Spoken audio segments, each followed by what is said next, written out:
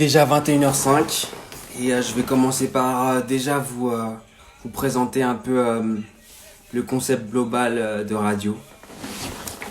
Du coup, pour vous faire un peu le topo, wesh Aster, yo Loïc. Bon, je vais pas dire bonjour à tout le monde, mais en vrai, voilà, je vous embrasse tous et puis ça fait plaisir de pouvoir être avec vous là. En tout cas, voilà, je suis content de vous recevoir tous pour le premier volume de Radio. Radio, c'est un projet qui a été lancé par tout le collectif L'Éveil. Parce que pendant ce confinement, on était là, surtout moi, en fait, j'avais vraiment envie de partager. Et je voyais qu'il y avait plein de gens sur les réseaux sociaux qui étaient là en mode, ils partageaient leur taf. Beaucoup de gens partageaient des trucs, etc. Et je me suis dit, franchement, pourquoi pas créer une plateforme sur laquelle on pourrait juste échanger, se rencontrer et surtout rencontrer des artistes avec lesquels on n'aurait pas l'opportunité de pouvoir connecter en temps normal, parler de sujets qui nous parlent, qui nous passionnent, notamment nous l'éveil, bah voilà, c'est l'image, c'est tout ce qui porte au film, au court-métrage, documentaire plus particulièrement, tout ce qui est reportage documentaire, etc. Du coup, bah, j'en ai parlé avec la team et on a trouvé que ce serait intéressant de pouvoir créer ce petit projet-là qu'on a appelé Radio. Et donc, voilà, pour commencer, on a tous invité chacun un artiste. On aimerait tous inviter chacun un artiste. Et pour le premier volume, bah, c'est moi qui commence. On est déjà pas mal, on est pas mal dans le collectif, on est, vous verrez. Mais en vrai, voilà, c'est un plaisir de pouvoir commencer par ce premier numéro de Radio. En tout cas, je vous souhaite la bienvenue.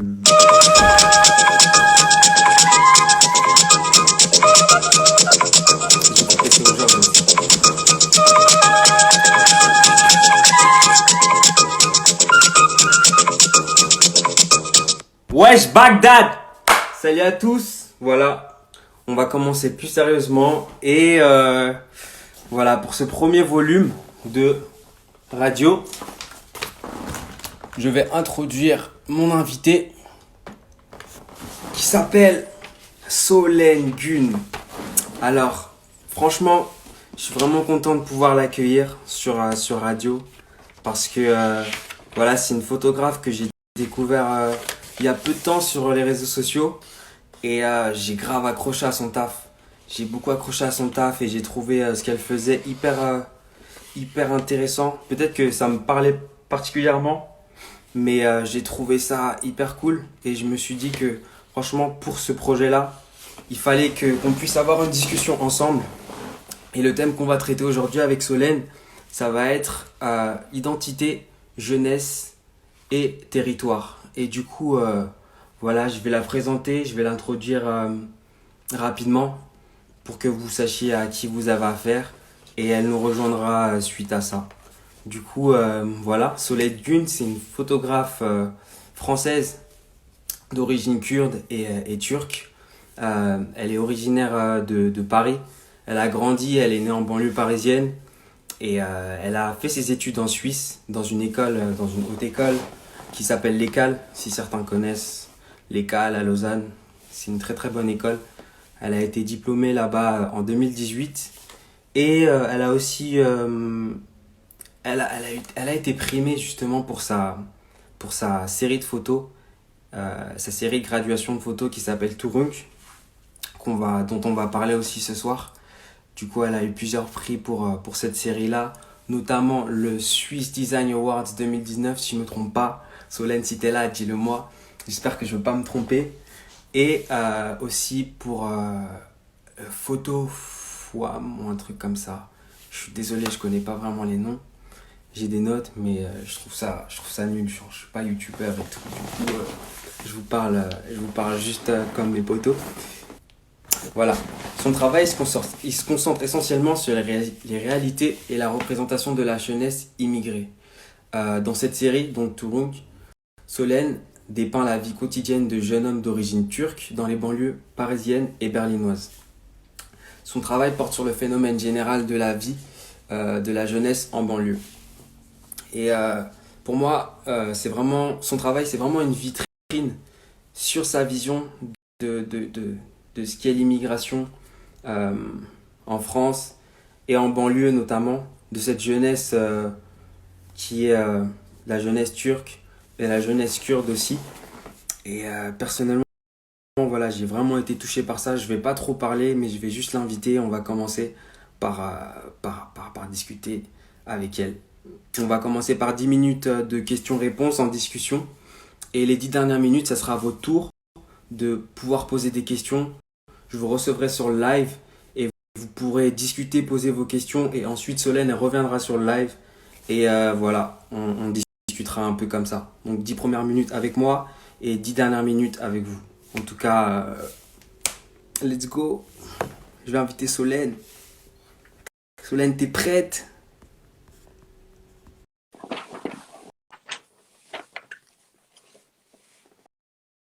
Est-ce que tu m'entends? Ouais, moi c'est propre, hein, je t'entends bien. Ouais, moi je t'entends aussi, ça va? Ça va impeccable. C'est Salut plutôt tout moi, le je t'entends monde, bien. merci. Bah voilà, Solène est là. Je te remercie encore une fois d'avoir accepté notre invitation pour radio. Bah, C'est merci à vous. yes. C'est des sujets qui sont de toute façon hyper importants pour moi, donc ça me fait plaisir de pouvoir parler de ça avec toi et avec vous tous en vrai, vu Trop qu'il y cool. aura après des questions. Ouais, carrément.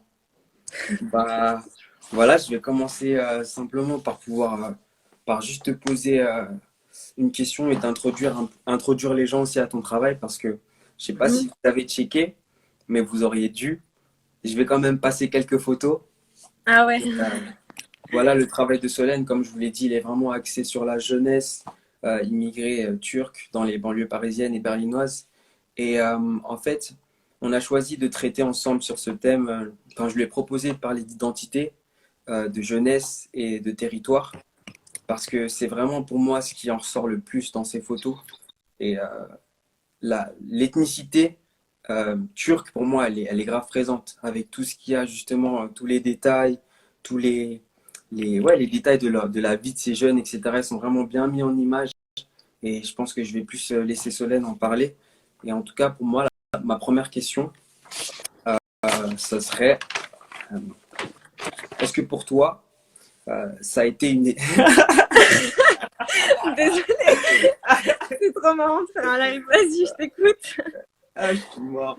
Est-ce que pour toi, euh, ce projet, je dis bien, c'est Tulunk ou Tulunch? Ouais, c'est Toulouse. Tulunch, ok. Ouais. Est-ce Ouais, que le CCD, ça se prononce tch. ça marche? Ouais, ouais, à la fin, Toulouse, quoi. Ok, cool. Du coup, est-ce que pour toi, ça a été une évidence de travailler sur une série qui met à l'honneur des origines turques et kurdes, ou est-ce que c'était pour toi comme un besoin de renouer un peu avec ces origines-là et d'aller chercher d'autres jeunes qui partagent un peu ce que toi, tu as pu vivre Bah, en en banque? fait, ouais, en fait, pour moi, en fait, j'ai commencé à réfléchir à ce projet parce que ayant grandi une partie de mon enfance en banlieue et tout ça, j'ai remarqué à quel point, en fait, c'était une jeunesse qui était stéréotypée et dénigrée. Mhm. Surtout quand j'ai quitté la banlieue et que j'ai pu prendre du recul par rapport à tout ça. Et donc, j'avais envie d'en parler, mais pour moi, la banlieue, c'est une thématique qui est très, très large. Ouais, Et de parler en fait de la communauté à laquelle j'appartiens, c'était un moyen de parler en fait des quartiers de manière plus personnelle aussi. Et forcément, ouais, un retour aussi à mes origines, non seulement à mon lieu d'origine, mais aussi en fait à mes origines turques. Et, yes, enfin, voilà.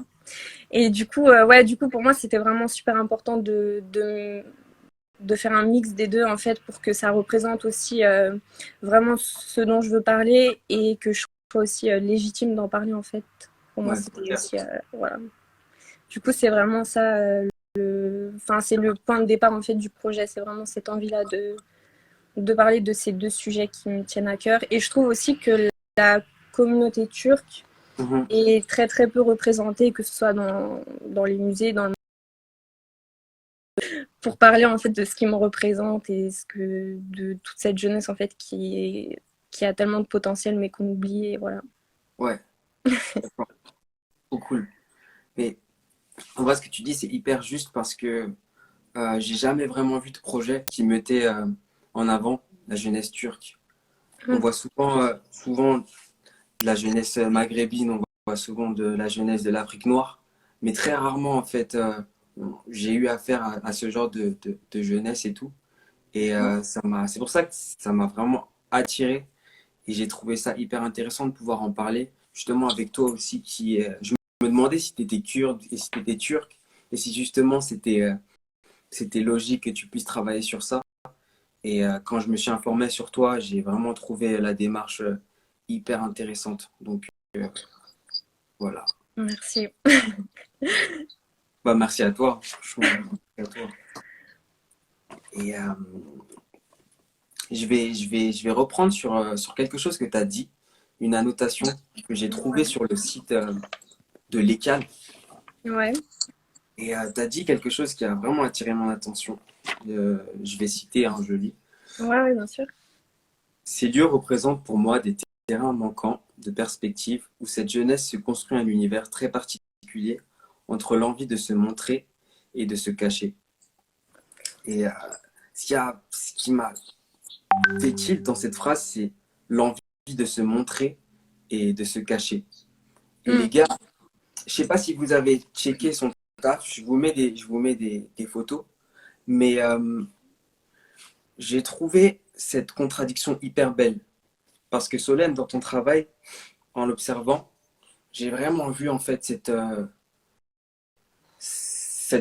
la partie de la phrase que tu as dit là, je l'ai vraiment vue dans tes photos. Tu mets, as mis en valeur cette jeunesse-là, mais c'est drôle parce que on est dans un entre-deux, on voit des formes, on voit des jeunes, mais on voit pas leur visage. On voit pas vraiment leur visage, on voit des corps, on voit, on voit des blocs, on voit aussi beaucoup de bleu qui fait pour moi référence à l'évasion, au rêve, etc. Puis tu as ce côté un peu plus industriel, du concret, du béton. Donc les Mhm. deux un peu s'opposent. Et entre deux, bah, tu as cette jeunesse qui vit et qui est là. Et du coup, ouais, ça m'a attiré. Du coup, qu'est-ce que tu pourrais nous Ouais. dire par rapport à ça? Bah, en fait, moi, à la base, j'étais partie pour faire mon projet, voilà, sans avoir cette intention-là, en fait, de masquer, en fait, les visages et l'identité propre de ces jeunes. Ouais. Et en fait, en travaillant avec eux et tout ça, j'ai remarqué qu'il y avait vraiment, bah, comme tu l'as dit, enfin, comme tu l'as évoqué dans ce que j'avais dit, ce besoin en même temps d'être représenté et en même temps une certaine pudeur ou une certaine peur, on peut dire, d'être mise en d'un coup, être face à une caméra ou face, même après se retrouver dans un musée, puisque ça a été le cas avec Foam, par exemple. Ça se Mhm. dit Foam. C'est le musée là à Amsterdam. Et du coup, c'est vrai que bah, je me suis dit, en fait, c'est important de parler de cette contradiction et de ça, en fait, puisque ça révèle la problématique liée à l'identité aussi quand on fait, on anéantit, entre guillemets, l'identité des gens en leur donnant peu de crédit et tout d'un coup, enfin voilà, en les mettant en fait en lumière seulement pour les choses négatives, Mhm. comme dans les médias on peut le voir, etc. Mhm. Donc pour moi c'était super important de parler de ça et en même temps le challenge un peu en fait c'était de quand même montrer l'identité de ces jeunes, que ça soit présent, que ça soit fort dans le projet sans voir leur visage, Ouais. de parler de la culture turque sans voir leur visage, parce que c'est vrai que quand on voit un visage, bah, on peut mettre plus un nom sur la culture à laquelle il appartient. Mhm. Mais là, Mhm. c'est vrai que juste avec des symboles, des couleurs, c'était plus compliqué, mais voilà, c'était Ouais. le but vraiment du projet. Ok. Et j'avais vraiment envie de parler en fait de cette réalité-là, qui pour moi est super importante. Yes. Et voilà. Très bien. Ok. Super. Genre, ça répond totalement à mes questions, en tout cas. Et je vais peut-être enchaîner sur une troisième question qui est Les commentaires, ils me font rire, c'est pour ça que je rigole. franchement, ça me tue. Franchement, moi je suis là, j'ai pas l'habitude de faire ça, c'est la première fois, mais en tout Ouais, cas, moi aussi, ça ça a part. l'air de bien se passer. Donc, voilà. Euh, yes, du coup, voilà. Ouais, je vous enverrai des... Pardon, quoi? Non, t'inquiète, y a pas de problème. Est-ce que pour toi, en fait, enfin, ce que j'ai retenu de ce que tu as répondu à ma question, c'était que pour toi, c'était important de mettre en avant cette culture, qui est la culture turque, sans pour autant cacher leur identité ou sans euh, n'être pas juste au final, tu vois, mais aussi Mhm. les respecter dans leur pudeur, parce que c'est des jeunes aussi qui sont au final entre deux, qui n'ont pas Mhm. forcément eu l'habitude d'être exposés euh, dû à de nombreux stéréotypes, etc. Et j'en reviens à cette notion de stéréotypes, mais aussi de banlieue au final. Et est-ce que pour toi, en fait, ces jeunes-là, est-ce que pour toi, l'environnement dans lequel ils ont grandi, la banlieue, euh, a eu un effet justement sur leur identité? Et pour être plus clair, c'est est-ce que pour toi, le territoire et l'environnement dans lequel le jeune il va grandir, il va avoir de l'influence sur son identité. Ça va devenir son identité au final. Le fait d'être né en banlieue ou d'être quelqu'un qui se montre pas, tu vois ce que je veux dire? Ouais, ouais, bien sûr. Ouais, pour moi, 100%, l'environnement dans lequel tu grandis, en fait, pas, va, va pas forcément te définir parce que tu peux toujours prendre du recul par rapport à l'endroit où tu as grandi ou ce genre de choses, mais en tout cas, va forcément t'influencer dans tes choix de vie, dans tes choix tout simplement, et aussi va influencer dans la manière de ce que tu représentes, en fait, même par rapport à la société. Ouais. Par exemple, bon, je prends mon exemple parce que je peux que parler bien de moi, enfin dans le sens, je suis légitime de parler de moi. Et même si je l'ai quitté après, bah, j'ai toujours en fait eu ce lien par rapport à tout ça. Mhm. Et pour moi, c'est inévitable en fait, ce que l'endroit où tu vis, où tu viens, va te construire en fait. Donc, Mhm. va t'apprendre à te construire. Et après, voilà, les choix que tu fais, c'est tes choix personnels, mais forcément, ça aura une influence sur ta vie. Claire. C'est, j'allais en revenir justement par rapport à ce que tu dis, ce que tu as dit, l'immigration. C'est vrai que nous, en tant qu'enfants d'immigrés, nés en Europe, on a quand même une double culture par Mhm. rapport à, à ce rapport de banlieue. Par exemple, moi, en fait, quand j'étais petit, par exemple, je me rappelle, genre, je traînais grave dehors, etc. Les moments où ton adolescence, elle commence, tu traînes grave dehors, tu commences à adopter un certain vocabulaire, etc. Puis quand tu rentres à la maison, bah, tu as une toute autre culture, du coup, tu te comportes Mhm. différemment. Et pour moi, il y a une richesse entre les deux, en fait. C'est que l'endroit où tu grandis, l'endroit où tu nais, en fait, t'apporte une certaine culture, une certaine éducation, mais ton berceau aussi, et les racines que ta famille et que ton cercle familial t'inculque, est aussi très important, je pense. Il Ouais, c'est super faut important. pas genre, Mais c'est pour ça que pardon. C'est non, pour ça que pour moi c'est super important en fait de d'aussi apprendre à connaître sa ou ses cultures et pas forcément le lieu en fait où on a grandi, mais aussi le lieu où nos parents ont grandi, mhm, parce que mhm. c'est super important pour la construction de soi-même, son identité. Yes. Et voilà, pour moi, c'est super important. Et même dans ce que tu dis, je me retrouve aussi. Et par exemple, aussi, quand tu es en France, bon, moi, je prends l'exemple de la France, mais Mhm. quand tu es en France, par exemple, bah, tu as toujours cette image de. Tu es quand même un enfant d'immigré. Tu es français, bien sûr, mais tu as toujours cette image d'enfant d'immigré. Et quand Ouais. tu vas au bled, par exemple, bah, tu es, le français ou la Et française. presque C'est pas partout, en forcément. fait. Et du coup, tu as toujours ouais, cette contradiction identitaire en fait. Et moi, j'ai vraiment décidé de baser mon travail là-dessus parce que c'est quelque chose dont j'ai pu un peu quand même souffrir, et je pense que beaucoup de jeunes peuvent souffrir parce que en gros, c'est un peu ouais, le cul entre deux chaises, quoi. Mhm, mhm, mhm. Et De ouf. du coup, voilà, c'est lié à la mixité, lié à tout ça, mais pas forcément aussi. Enfin, même si je trouve que la mixité est perdue dans le truc, c'est sûr que voilà, c'est compliqué à gérer, Et je pense que c'est important que, bon, après ça touche peut-être les plus jeunes, mais voilà, aussi leur montrer qu'ils ont le droit d'exister par rapport à leurs origines, leur montrer que c'est bien de revendiquer aussi ce qu'ils sont et les origines et tout ça. Donc pour moi, c'est super important de faire un travail avec eux.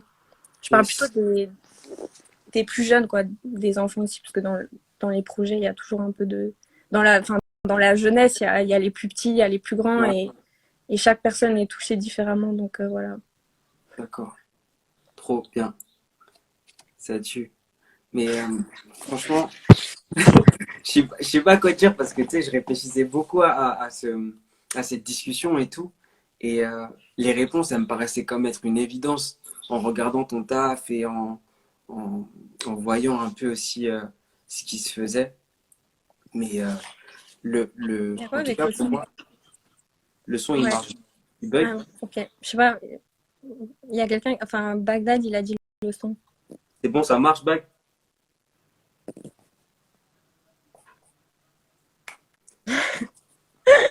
Parce que Solène, c'est la boss. Merci, merci. Et arrêtez là, tout ça à la suite en plus. Non, c'est bon. Ok, peut-être j'avais la main devant. Je sais pas si c'était moi, Ouais. mais ok, ouais, c'est bon, j'avais mis la main aussi. Ok, c'est bon, pardon. Mais justement, cette éducation des plus jeunes, elle est grave importante pour moi, je pense. Ouais, Et qu'il faut aussi leur dire qu'ils ont ils ont un background et ils ont une histoire qui est importante et qu'il ne faut ouais, pas c'est ça en fait. leur endroit, peu importe ce qu'on va leur dire, ils puissent se Mm. dire, enfin, faire et arriver à, même si étant né en France, étant enfant d'immigrés, on Mm. puisse arriver à ce que toutes ces choses-là deviennent vraiment genre importantes pour nous. Parce que Ouais, pour c'est sûr. moi, genre, quand j'étais plus jeune, c'était pas aussi important que ça l'est maintenant. Je veux dire, je pense qu'on a tous grandi, je sais pas tous, mais on a tous grandi dans un milieu où chacun avait son origine, etc. On se posait pas vraiment plus de questions que ça. Et plus tu grandis, et plus tu te poses de questions, en tout cas sur qui t'es, Ouais, sur tes origines, sur ton identité. Et je ouais, c'est pense sûr. que pour éviter que les plus petits aient affaire un peu à cette crise identitaire, entre guillemets, euh, le fait de leur en parler et de les inculquer à ça jeunes, bah, ça peut tout changer pour moi. Ouais, et je trouve qu'on est aussi une génération, et même les générations plus jeunes, qui ont vraiment cette envie, ce besoin de se revendiquer en fait. Et je trouve que, enfin moi c'est mon avis personnel lié à mon histoire, mais je trouve que la génération de nos parents, en tout cas de mes parents, Mhm. était beaucoup plus discrète par rapport à ça, puisqu'ils ont immigré, ils ont voulu voilà, se faire discret, s'intégrer un maximum au pays dans lequel ils arrivaient. Yes. Et du coup, en fait, ils n'ont jamais vraiment été intégrés. Et même encore aujourd'hui, bah, comme je l'ai dit avant, quand on est enfant d'immigré, bah, on est enfant d'immigré et on a un peu cette étiquette. Mhm. Et du coup, j'ai l'impression qu'il y a un peu l'effet inverse aujourd'hui, où les jeunes ont envie de revendiquer leurs origines, de montrer qu'ils sont fiers de ce qu'ils sont, parce qu'en fait, ils ont été, comment dire, voilà, à force d'être dénigrés, d'être tout ça, ça fait l'effet inverse. En fait, ça crée une jeunesse qui est très caractérielle, je trouve, et qui a Mhm. beaucoup de force. Mhm. Et je trouve que c'est super positif malgré tout. Et il y a encore beaucoup, beaucoup de chemin à faire pour que la jeunesse s'assume entièrement. Mais je trouve que c'est... Enfin, déjà, moi aussi, avec ce projet, j'ai remarqué à quel point les jeunes étaient fiers de leur culture. Yes. Et ça, c'est un truc super important pour moi. Voilà. De s'affirmer, en fait, et de pas se laisser... de pas, en fait, oublier d'où on vient, nos cultures, juste parce que ça dérange les autres, en fait. Ça, c'est super important. Mhm. Mhm. Voilà. Ça tue.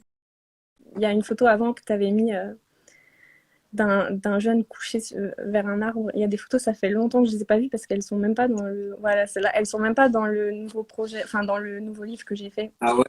avec D'ailleurs, Nicolas Apoyo d'ailleurs qui était en ligne. Je sais pas s'il est toujours là, big up, mais voilà, grâce à lui, ce projet a été possible. j'en mets. Et justement, tu peux nous parler de ce livre aux personnes qui ne Ouais. sauraient pas justement ce que tu as fait de cette série.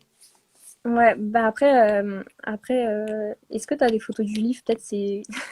Peut-être c'est. Non, Non? j'ai pas des Ok, photos c'est extraits pas du grave, livre. non, c'est pas grave, c'est juste. Bah, en fait, moi j'avais fait, bah, comme tu l'as dit avant, en fait, ce projet, en fait, il a été fait pour mon travail de diplôme. En fait, je l'ai commencé pour mon travail de diplôme. Mhm. Et en fait, un travail de diplôme, bah, c'est toujours, faut le faire en une. Enfin, on a 2-3 mois pour le faire, et voilà, Yes. l'instant pour moi. Et, et, euh, et en fait, du coup, j'étais un peu restée sur ma faim parce que j'avais pas vraiment fait une édition qui me correspondait à 100%, je trouvais. Mhm. C'était aussi dans le cadre d'une école, donc forcément, voilà, c'est entouré par un certain cercle. Et du coup, une fois que j'ai fini cette école, je me suis dit, bon, maintenant, je vais pas rester sur ça. En fait, j'ai envie vraiment comme c'est un projet qui me tient super à cœur, de le finir, de le finir bien. Mhm. Et bah, j'aimais beaucoup la sensibilité artistique de Nicolas Poyo. Et Yes. du coup, je l'avais contacté plutôt pour travailler avec lui, en fait. Et il n'avait pas de travail pour moi. Donc, il m'a dit, bah, en fait, on peut se rencontrer, tout ça. Et en fait, après, c'est de là que c'est parti. L'idée que lui fasse la direction artistique, en fait, du livre. Yes. Et voilà, en fait, ça s'est fait comme ça. Et au final, c'est un livre qui me correspond beaucoup plus. Il y a aussi l'intervention de traducteurs turcs, de mon père aussi. Mon Yes. père qui a vraiment énormément participé au projet parce que c'était un sujet qu'il trouvait aussi important. Super. Et du coup, voilà, c'est vraiment un truc, c'était quelque chose de beaucoup plus familial. Moi, je l'ai beaucoup plus ressenti comme ça. Mhm. Et donc, voilà, je remercie encore toutes les personnes qui ont travaillé dessus. Mais Et merci, voilà. c'est trop cool. Euh, Maintenant, Solène, je vais laisser les personnes qui ont des questions à te poser. Du coup, je réponds à la question savoir avec quoi elle shoot et si elle shoot des inconnus. Je shoot à l'argentique avec un Pentax moyen format. Mais j'ai toujours un numérique pour faire, pour faire les tests parce que pour la lumière et tout ça, j'aime bien faire des tests aussi avant numérique pour être sûre de ne pas rater ma photo. Mais après, ça dépend toujours des situations. Des fois, j'ai aussi des argentiques petit format. Enfin, voilà, ça dépend toujours de si c'est un shoot qui doit se faire hyper rapidement, il y a beaucoup de monde. Je prends pas du tout le temps d'être là avec mon numérique. Je shoot à l'argentique et au contraire, c'est des photos beaucoup plus posées. Je prends le temps voilà, de faire les choses bien. Et voilà. Mais l'argentique, définitivement. Et si je shoot des inconnus, en fait, ouais, forcément, je pense que ça arrive de toute façon dans la vie d'un photographe, entre guillemets, dans le sens où parfois, enfin moi, tous les jeunes que j'ai rencontrés, je les connaissais pas à la base. Parce que moi, j'étais beaucoup plus proche de communautés qui venaient d'Afrique, de Guadeloupe. Je connaissais pas énormément de Turcs, bizarrement, en banlieue. Et du coup, j'ai voyagé dans beaucoup de quartiers, en fait. Donc, c'est difficile de connaître tout le monde. Donc, forcément, je shootais des inconnus. Mais par contre, il y a des inconnus. Au final, c'est devenu des gens Trop bien ça. que je voyais dès le matin et que, enfin voilà, du coup, c'est. Alors, attends, j'ai eu deux questions là. À toi de choisir. Océane, je vais te répondre d'abord parce que je crois que c'est la première question qui est venue. Ton projet a-t-il été accueilli de manière différente en Suisse, en France, en Turquie? En Turquie, il n'a pas été encore accueilli. Euh, en France, en fait, je dirais pas que c'est une question de pays, je dirais que c'est une question de. Je dirais que c'est plutôt une question de culture et surtout par rapport au musée. C'est vrai que moi, on m'a donné la chance d'exposer le travail à Amsterdam, au musée. Et à Paris aussi, on a fait un événement.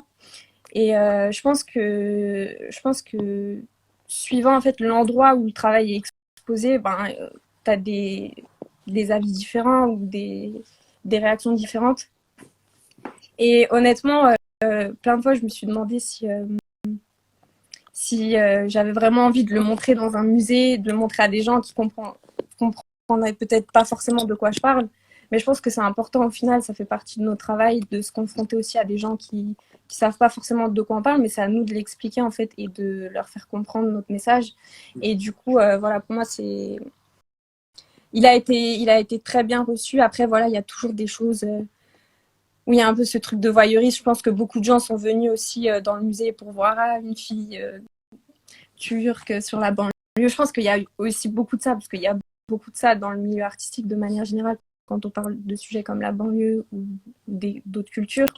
Enfin, je trouve, hein, peut-être je vais me faire des ennemis, mais voilà. Et du coup, je pense surtout sur le fait en fait d'amener ma culture au-delà des frontières que nous on a, et voilà, d'essayer de faire connaître cette culture à des personnes qui s'y intéressent même pas forcément en fait. Voilà. Du coup, qu'est-ce que Solène a appris de la photographie?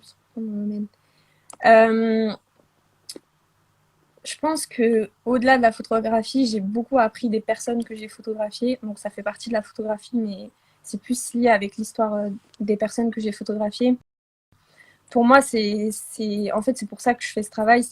Pour moi, c'est avant tout raconter l'histoire de personnes, de parler de certaines vérités et de certaines choses qui, pour moi, sont pas forcément assez mises en avant dans le monde artistique. Et voilà, pour moi, c'est ce dont la photo m'a appris le plus, c'est vraiment de toujours en fait travailler déjà avec, c'est un peu bateau ce que je veux dire, mais avec le cœur, vraiment, c'est vraiment, on doit toujours, en fait, on le sent tout de suite si ce qu'on fait n'est pas légitime ou si ce qu'on fait ne nous touche pas vraiment en fait. Et c'est super important de s'écouter. Et aussi, ça, je tiens à le dire pour ceux qui sont dans la photographie aussi ou n'importe quel milieu, c'est d'être super bien entouré. Je pense que c'est super important. Parce que c'est vrai que dans le monde artistique, milieu artistique, photographie, n'importe, quand tu arrives, voilà, c'est toujours très compliqué. Je trouve que tu es assez jeté tout de suite dans ce monde-là. Et c'est super important d'être bien entouré. Et voilà, ça m'a appris en fait à bien m'entourer, à dire non aussi.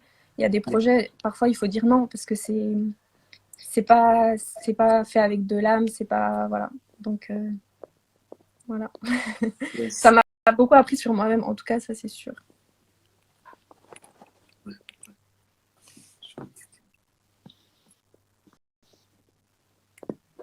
Ah. Qu'est-ce qu'on fait pour Comment est-ce que... Ouh. Question piège là. Non, en fait, pour moi c'est simple en fait. C'est pas une question d'amener de l'âme dans ces projets, ça se fait naturellement. C'est si ça nous parle, si ça nous prend vraiment, si ce qu'on fait nous prend vraiment aux tripes, et si ça a un intérêt particulier pour nous, il y aura de l'âme en fait. Parce qu'on va forcément aller vers des gens qui nous parlent, des gens qui ont une histoire, et on va forcément réussir à en parler correctement, bien, et voilà. En fait, tant que c'est fait avec le cœur, tant que c'est fait vraiment l'âme. Voilà. Et aussi, pour que ça ait de l'âme, enfin, je trouve, c'est de toujours se remettre en question aussi. Et surtout écouter aussi ce que les autres ont à dire, à nous dire, parce que parfois on a une idée. Enfin, par exemple, je sais que quand on fait un projet photo, on a une idée, on se dit ah je vais faire ça comme ça, je vais faire ça comme ça, et au final rien ne se passe comme ça. Et il faut écouter en fait ce qui nous entoure, la réaction des gens, et ça permet aussi de guider le projet en fait et de l'amener vers quelque chose qui est plus réel et donc qui a plus d'âme. Voilà. Attends, j'ai mis du coup présenter la série de l'expo ou l'édition en Turquie. Ouais, franchement, je vois pas du tout hein, les mêmes questions. Je vois pas les mêmes ah questions. bon? Mais vas-y, Tu vois quoi? je t'écoute, y a pas de souci. Tu vois quoi? Mais je crois que t'es en retard. Ouais, je suis grave en retard. Je crois fois que ton truc bug un peu. Je sais pas, en fait, moi, Vas-y, t'inquiète pas. Moi, je suis là, je t'écoute. Ok, bah là, j'ai la question d'Océane. Du coup, présenter la série, l'expo, l'édition en Turquie, c'est un projet. Oui, bien sûr, j'aimerais bien. Après, après, pour moi, ce qui était important, c'était de le présenter aussi ici, que, bah, en France, en fait, puisque c'est un sujet qui a atterri en France et en Allemagne. Donc aussi, il y aurait l'Allemagne qui serait, où j'aimerais bien le montrer, parce que le projet a été fait à Berlin aussi. Et ouais, non, en Turquie, ça serait bien, mais en fait, et ça répond directement, je crois, à une autre question qui est plus bas, si j'ai des projets futurs. Bah, la Turquie, en fait, c'est vraiment enfin, c'est vraiment un pays et aussi toujours, je pense, lié à la jeunesse, mais où j'aimerais beaucoup travailler. Je pense que pareil, il y a énormément de potentiel, il y a énormément de choses à dire sur ce pays qui est aussi en pleine ébullition, on va dire. Et, euh, et voilà, je pense que ça serait un sujet important d'aborder. Et voilà. Alors attends, comment tu as trouvé ton style de photo? Bah, en fait, moi, je connaissais absolument rien à la photo quand je suis arrivée dans l'école. Et d'ailleurs, j'avais pas envie de faire de la photo. Je me suis un peu, je me suis inscrite en photo parce qu'on me l'a conseillé. Moi, je voulais aller en peinture. Donc, enfin, voilà, c'est différent. Et, euh, et comment j'ai trouvé mon style? Bah, en fait, on m'a formée aussi pour que je trouve plus ou moins mon style. Quand on fait une école d'art, forcément, on essaye plein de choses, en fait. Donc, ça m'a beaucoup aidée. Mais après, où j'ai trouvé mon style, moi-même, à ce que j'aimais, et qu'il n'y avait pas quelqu'un pour me dire, ah, ça, c'est bien, ou ça, c'est moins bien. C'était à moi de juger, en fait. Et ça m'a aidé à vraiment trouver mon style, voilà. Et bah, des projets futurs, du coup, j'ai répondu. Bah, en fait, j'ai des projets aussi liés à la musique. Mais bon, je dis pas grand-chose Oh, encore la pour le chanteuse. Tu chantes aussi? mais, mais en fait, mon but, c'est aussi de relier la photographie et ce que je fais à plein d'autres formes d'art, en fait, que ce soit bah, la musique, que ce soit même le cinéma. En fait, j'aimerais énormément me rapprocher du cinéma aussi. Et voilà, donc apprendre toujours, m'améliorer, c'est mes projets futurs. Et plus simple pour toi de shooter en Turquie ou alors en France? euh, Plus simple pour moi de shooter en Turquie ou en France? Non, honnêtement, je pense que ça dépend toujours de ce que l'on shoot déjà. Et en fait, en France, je me sens, bah, quand j'allais même dans le quartier voir les jeunes et tout, je me sentais vraiment chez moi. Donc, c'est clair que j'avais peut-être cette facilité de shooter, mais après, je me suis retrouvée aussi dans des situations bah, plus compliquées, mais plus liées au fait que moi, j'allais chez les familles aussi. Donc, forcément, j'étais plongée dans leur intimité. Donc, parfois, c'était pas facile. Et il y a cette pudeur aussi bah, de la jeunesse qui parfois c'est pas que c'est pas facile, mais voilà, faut faire avec. Et en Turquie, il y a un côté plus, je dirais en Turquie, il y a chez la jeunesse, il y a moins, enfin, j'ai l'impression, c'est mon ressenti, qu'il y a moins de pudeur, qu'il y a un truc plus, je sais pas comment expliquer. Je sais vraiment pas comment expliquer ça, mais honnêtement, ça dépend vraiment de la situation dans laquelle on se trouve. C'est dur de dire, c'est plus facile de shooter là ou là. Pour moi, ça dépend vraiment de l'ambiance générale aussi. Si on est plusieurs, si on est que deux. Voilà. J'espère que j'ai répondu à la question. C'était un peu confus, mais c'est une question dure en fait à répondre.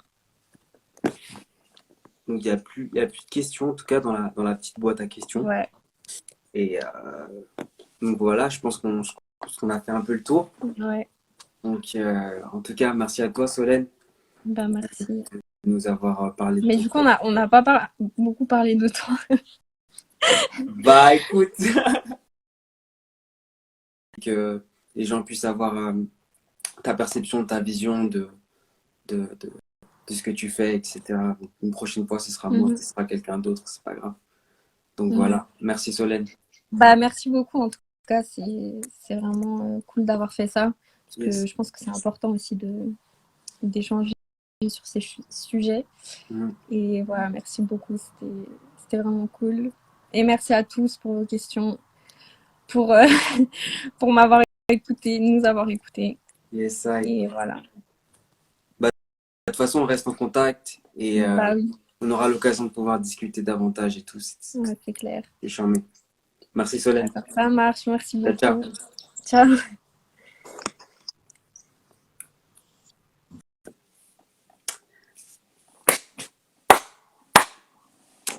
Volume 1 de radio est fini. Eh les gars, que des claps. Lâchez des claps, lâchez des claps. Et big up à Solène. Franchement, c'est une super personne, hyper talentueuse. Allez suivre son travail. Et voilà, soutenez-la. Si elle fait des expos, allez voir ses expos. Et puis, achetez son livre. Il déchire. Je ne l'ai pas encore vu, mais il déchire. J'ai hâte de pouvoir l'acheter dès que le confinement est fini. Et en tout cas, encore merci à elle. Merci à vous parce que vous avez été là du début jusqu'à la fin. Et c'est pour vous aussi qu'on fait ça, pour pouvoir créer du lien, pour pouvoir rencontrer des gens, pour pouvoir être tous ensemble durant ce moment de confinement qui est un peu difficile. Donc voilà, pour vous et à très très très très bientôt. Le prochain radio, il arrive, donc soyez vifs.